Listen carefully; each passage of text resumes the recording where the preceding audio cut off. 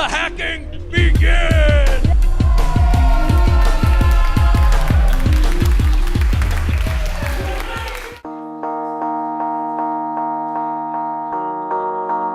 I think it's really cool. They have a great location here, really awesome people. They got good food, and it's a very exciting topic, you know, film. So, and it's all, you know, it's like what LA is good at. So, it's exciting.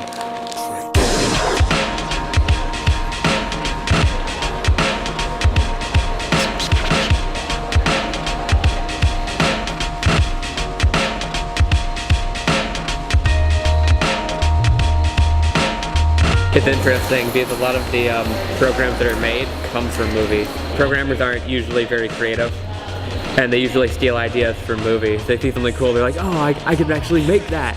So they've always had a kind of inverse relationship, but changing that up in this is always interesting as well.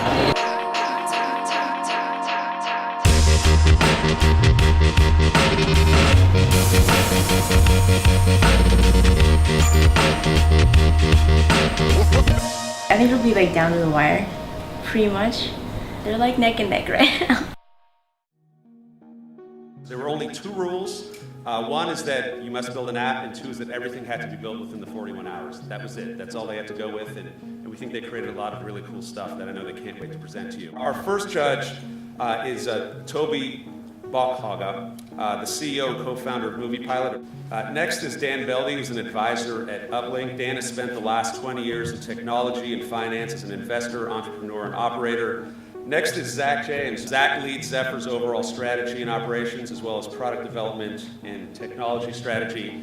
Next, we have Sam Teller, Managing Director at Launchpad LA. And then finally, we have Andi Timoner, Director and Producer of We Live in Public and Dig, and has been involved in far more movies than that. She has won the Grand Jury Prize at Sundance twice, which is an amazing feat. Andi, happy to have you here. And with that, we're going to get the hackathon started. It's a mobile app called Flix Q, and there's 2 parts to it. One is building a queue of movies that you've seen and movies that you want to see. Also, creating events around screening of movies, whether it's at a theater or in your home. This is really cool, guys. I think anytime you can take groups online and get them to meet up offline, that's a big deal. I think you should just build it as a Facebook app or a Google Calendar plugin or something where you can just pull in all concerts, sports games, movies, any event that's happening that's like a public event where there are tickets, and then just let people join you for those. Velvet fan, why? Because we think it's the time for any fan to become a VIP. It's for them to get something new. So we download the app. The first thing you'll see, same thing, will be a different movie coming up to you in order to get a recommendation. Me like, me not like, unseen. Bang, bang, bang. We go 50, 100 movies, 200 movies. We'll have different trailer of different movie, plus we bring in the marketing tool of A/B testing trailers. In the marketing world, we A/B test products. So what we're going to do, we're going to apply that to the movie trailers. And it helps filmmakers like me to see which trailers is the best to push to the public. Phenomenal, very cool idea with the A/B testing in the trailer play. I think that's amazing. Came up with this concept pop over making movie nights easy. You can get in, search your movie through Netflix, select your date, your time, set your location, and then invite your friends.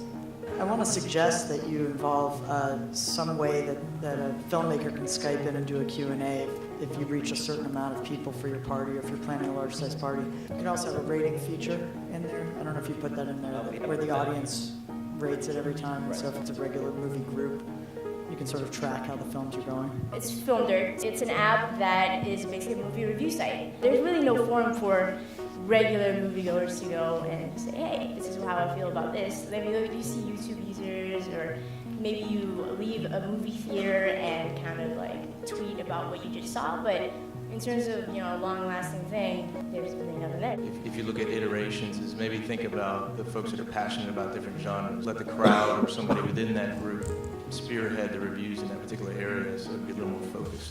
We created Flixi. We have 2 unique tools that help you find what to watch streaming online. Say you'd like to discover new movies. Go to Flixi, click on Explore, and we'll bring you a list of expertly curated movies that are perfect for whatever you're doing right now. Now, say you want to watch Dumb and Dumber. They'll find it for you so that you can watch it instantly on Netflix, Hulu, and any other streaming services.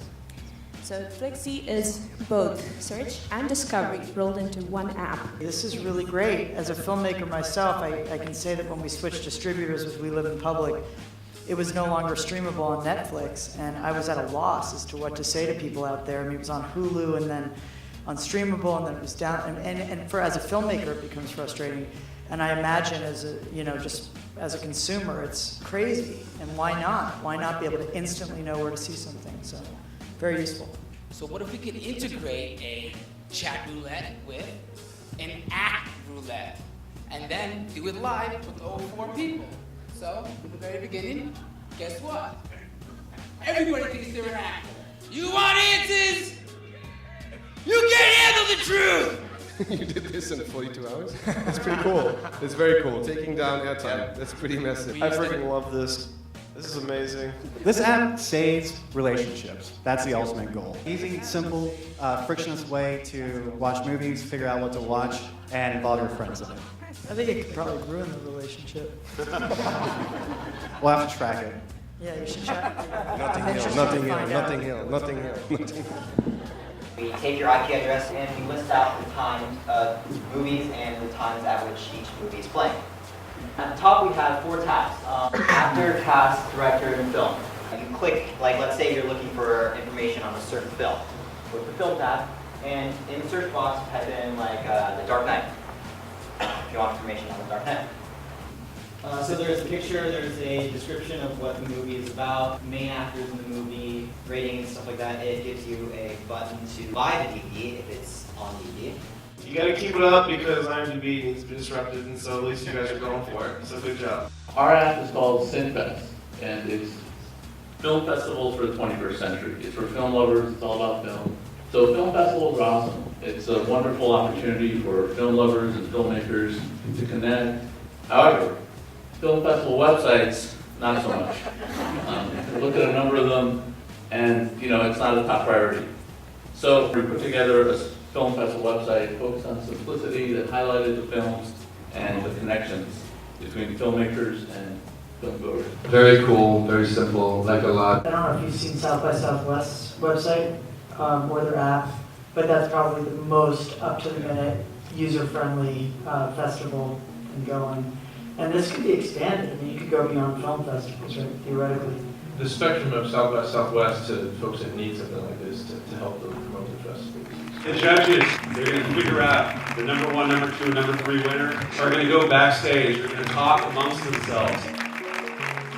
I think we have to factor in, hey, how much value did they create in 40 hours? Whether it's just a product or somebody could buy it. Hop Over, I could see being the most viral app. If they nailed that. We want to be giving them points for creativity and for complexity. For me, that's the only one that even close to resembles a potential I want a business. little teeny utility app that's going to sell for $5 million most.